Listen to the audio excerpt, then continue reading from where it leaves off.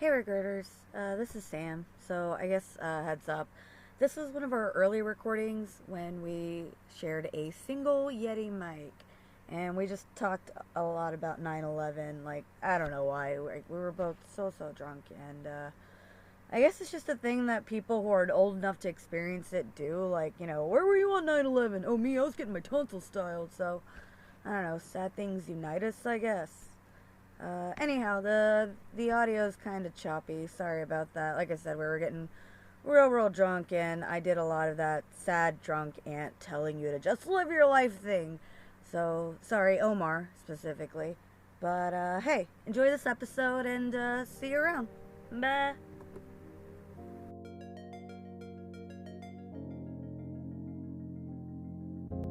All Regrets Podcast. This is the podcast about regrets with Sam Narani, 30s Pakistani female who is not working at the moment. And Omar Gonzalez, who's really good at profiling. I'm not good at profiling. You sound like a fucking cop. All I know is stereotypes, and that's it. Female, seems to be in her mid to late 30s. Very brown, too brown for my liking. Right. I like more on the light. All right, let me try it again. It was funny because yesterday me and Craig were hanging out here, and I was watching wrestling, and he told me this is stupid. I just said like, and then we were just talking about it, and then all of a sudden the words that came out of my mouth, I was like, well, really, wrestling is just gay domestic abuse. That's what I saw it as, and this was like World War. This was like a WWE. Yeah, it was WCW type of shit. Yeah, back in the Attitude Era, which is. Do you remember when they had the Mormons? Of course. I was like, why do we hate Mormons? Yeah, and they're annoying. And there are some storylines that were very. There are some that were very compelling that turned into like, oh, this is a stereotype. Mm-hmm. Like, I'll give you an example for it. There was a character that I liked called Muhammad Hassan. Now, he was basically, here's what it is. I see the rage in your face. The introduction of this character was actually pretty intelligent. He was basically a normal American kid. Grew up an American kid. Mm-hmm. But then 9/11 happened and his life changed. He went from being just a normal guy to just being this character being this person that everybody hated because of what other people did. Because he happened to be. He just happened to be Muslim. Culture that people got scared of. Exactly. Oh shit! I never met visually through TV met this guy. Yeah. That sounds amazing. The introduction of this character was very compelling and quite honestly this is very interesting, the route that I go with. The problem is that this character eventually became a stereotype. Can I throw this out there? You're more than welcome to. Okay, good. I was going to do it anyways. Mm-hmm. I saw this webcomic, and I will source them eventually when I figure it out. But they had this comic where they're like, when the time is 9/11, mm-hmm. they feel mildly guilty. And it's a brown lady. She's got the hijab and all that jazz. Right. And I saw that. I was like, oh my God, me too. Every time I glance over and it's like 9/11, I was like, oh shit. I know. Shit. Sorry.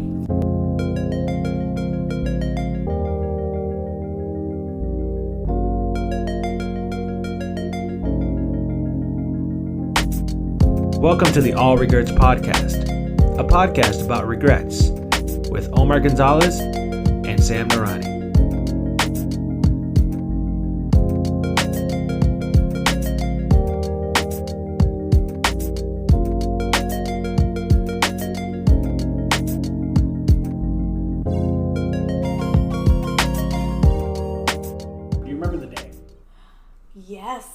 Do you remember the day? Hey, vividly. 15, 16, 17? I was in sophomore year.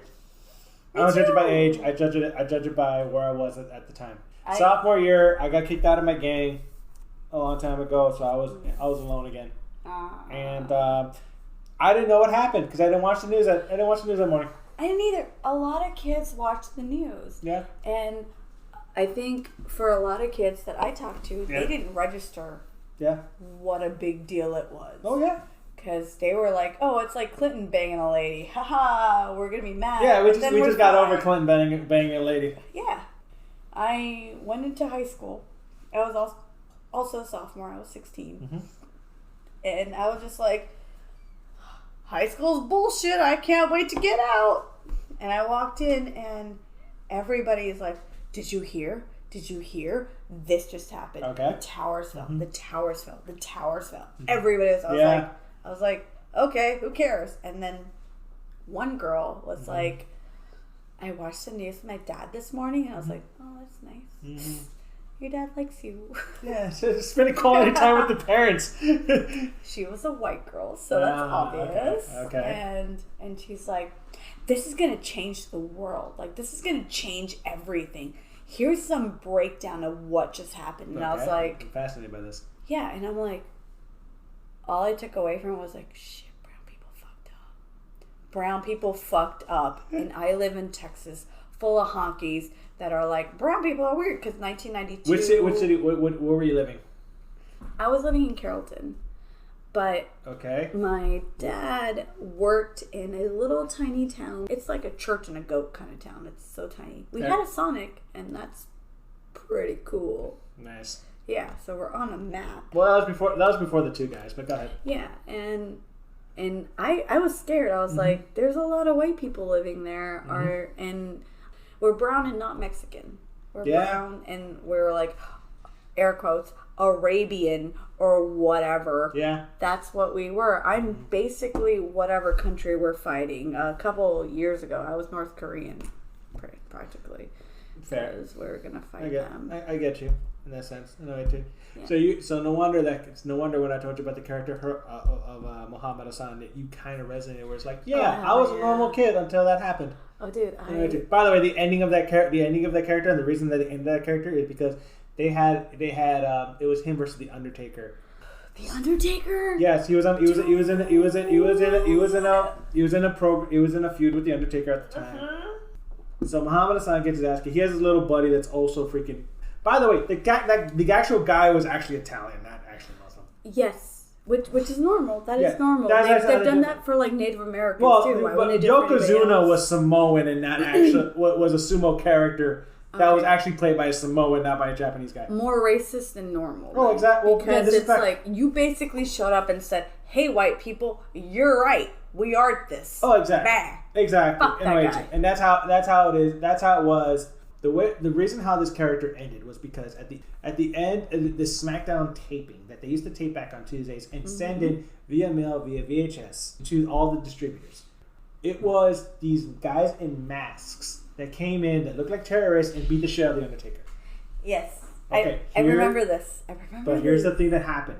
The next day, it was the day of the London bombings. Inside the things. So, shit, dude. When this happened, they already made the tape and they already sent it out. That Friday, it was sent to air and it aired in its entirety. They didn't have time to replace it. People got mad and wanted this character off of TV. This was also the same time where they had a reality show with, like, I always forget. It's either an Iranian family or an Iraqi family. And they were just regular people. Like, we got to take the kids to school. We got to deal with mortgage shit. We got to deal with everyday. They were basically brown people that happened to be white people in suburbia. You know what I mean? Yeah, I think I vaguely remember the show. And before it even aired, it basically got canceled because they're like, we're not comfortable with brown people being regular people. We still want them to be villains. Yeah, that's true. And this was also around the time that Jeff fucking piece of shit Dunham, Jeff Tucker Carlson Dunham.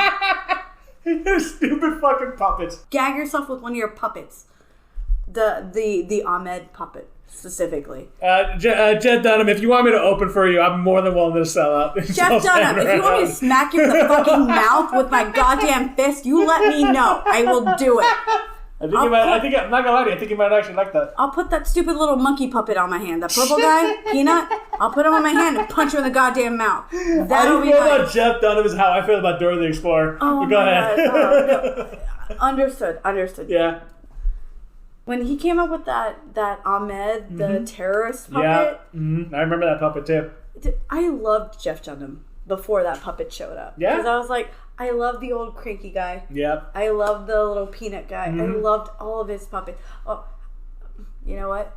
Hindsight, maybe I'm a shitbag because I loved the jalapeno on a stick. Yeah, And that was racist. That was fine. racist. I grew up with Mexican kids. Yeah. Because they were like, oh, you're all brown, you're all the same. Exactly. And I was like, I love it because it reminds me of growing up. But then he brought this terrorist puppet out right after 9/11, and I'm like, okay, I see you have already chosen a side. That's what you've done. Mm-hmm. You have basically told the entire world that white people are cool and brown people are shit. I feel you in this sense where it's just like you put all your trust into one person and they disappoint you. That is basically a heel. That's basically in wrestling terms called a heel turn. That's fair. I just that it's pretty much you put all your trust in the quote unquote Jeff Dunham, who was a baby face. Yes. You loved him and everything, and you were just like, yes, awesome. And the puppets were sweet, except for the racist ones. You cunt, Jeff. You handled it very different than we handled it. Oh yeah, no, I get more dramatic than other people. We I get more yelly. Back in El Paso, we handle our pain through comedy, through making fun of it. That's how we handle our pain. Okay, that's fair. When I first found out because I saw my friend Bobby at the time. Mm-hmm. Right, he was a football player of mine, and he was making jokes that I didn't understand about planes going into buildings and everything. I didn't know. Oh wait, was this like around the I just discovered 9/11 happened? This was the day of. Oh, and you were like, what the fuck is this bitch talking about? No, but it was kind of funny at the time, and I was kind of like giggling. When it first happened, I would be like, haha, I'm brown, I'm a terrorist. Okay. Because you didn't understand what the political reasons were, what the motivations were. We didn't care. That's mainly why. So this giant event happened. Yes. Everyone's talking about it. News outlets, friends, community. I was oblivious of it until I talked to my friend Bobby. When you talked to Bobby, mm-hmm. It was, an event just happened. Because I forget if it's either 91, 92, maybe 93. Mm-hmm. There was a first attempt at bombing the World Trade Center. Yes. And it just ended up being like smoke clouds. Oh, like 100%. It was an unsuccessful bombing. But there was that lady in the business suit. I always see her in my head from like 92 or whatever. And she was just covered in soot. Yeah. And it was like, they blew up something. They made some damage. Yeah. But it wasn't like 9/11.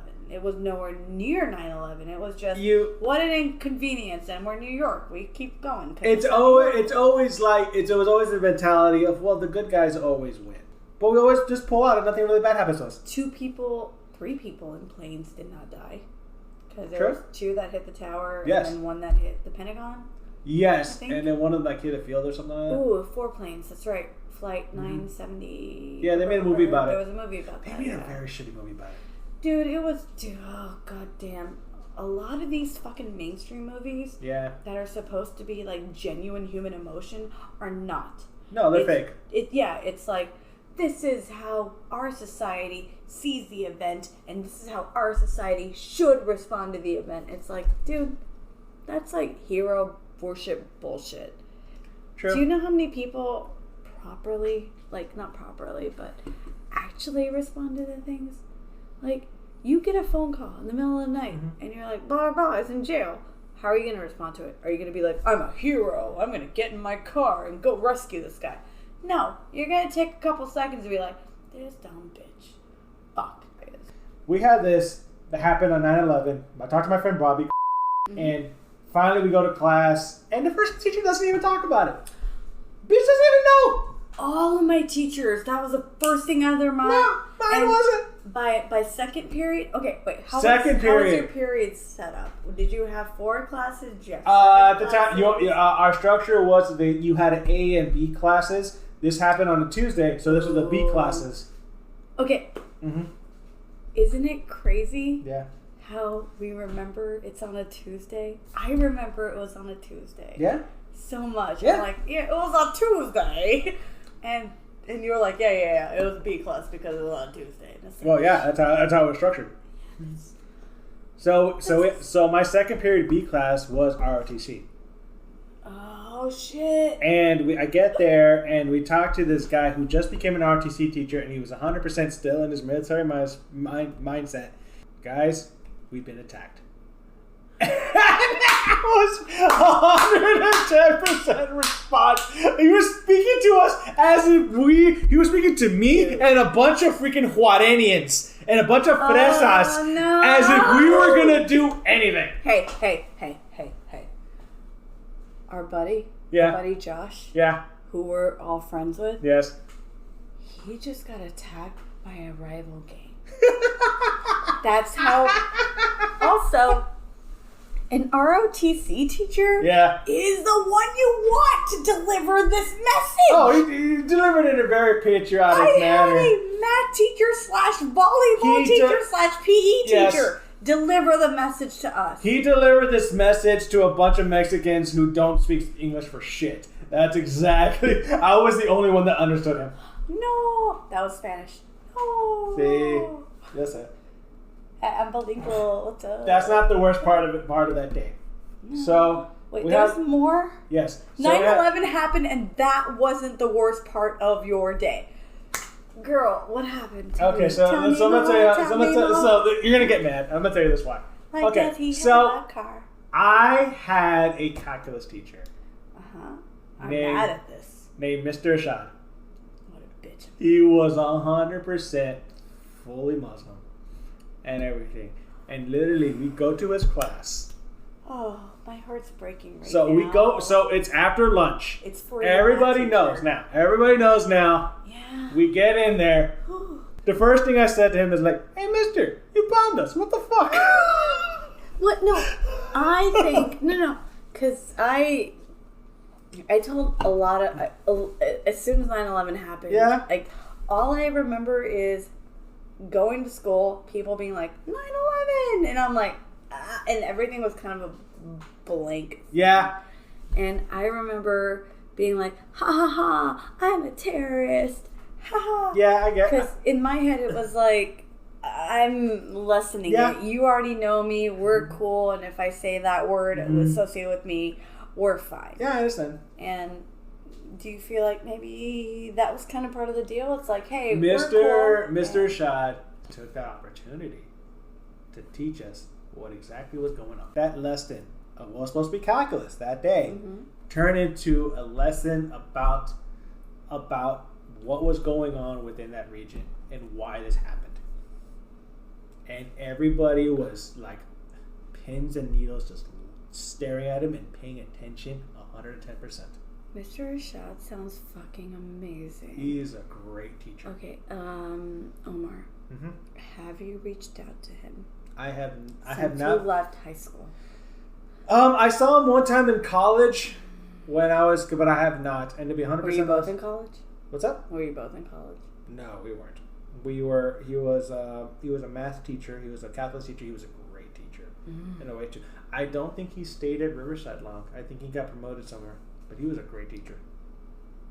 I have had a couple of teachers that I have been meaning to hit up and be like, thank you for being cool. You put me down the path of blah, blah, blah, blah, blah, that led me to wanting to do blah, blah, blah. Do you think Mr. Rashad is someone worth like looking up and be like, where the fuck is this bitch? I want to just say, hey, what's up? Thanks. You have a point, and I believe you're correct. And you don't have to. No, I feel you, but I feel like if you've had weird parental situations that fucked you up, and that's why we're in therapy. Yeah. But we've also had adults in our life that were like, dude, you put me down a path that I'm only now realizing that was a good path. Thank you. You gave me my love for blah, blah, blah. Yes and no. Why? Because there's a part of me that... Why is yes? Okay, why? Let's break it down. Yes, because I have this natural curiosity and I need an ending to a story. In a way too. Meaning, I didn't care for that. there's a part of me that wants to see where he's at right now. I have this natural curiosity of things. Okay, it's just like, it's kind of like looking up old people from high school. Yeah. On Facebook, like, Yeah. oh, prom queen. Oh, you're a fat fuck who hates all your kids. Cool. Like that. Is that Mr. Rashad in a way? Okay, yes, but here's the reason. Now, can I tell you something that's kind of weird? Tell me all the weird things. I remember Mr. Rashad being in a conference room with me and two other senior officials and my mom there. Why? What was that situation about? Here's the thing, though. When you're Mexican and you need a therapist or counseling, they just label you as retarded. Oh, hell yeah. You're an ESL now, right? Exactly. Because you're like, yeah. Because that's just it's a phase. You're going through a phase. You're going through a phase of not paying attention. That's the problem. This is too real for me. I am sorry. No, but I get you though. Yeah. You know, it's a combination of that hard. I get why my mother had that hard stance. Because she's 100%. We're just like this. He's not different. He's just like every other freaking child you have in this school system. Yes. And that was the argument my mom said in this classroom. And those counselors did not want to believe her until Mr. Rashad said, Omar is perfectly fine, but he lives. If I were to say anything about him, it's like he lives up to the challenge that is presented to him. That's a good thing, though, I feel. He says if you give him an assignment that you just need a C from him, he'll give you a C. But if you give him an assignment that he's interested in and he cares about and everything, he'll give you an A+. Hell yeah.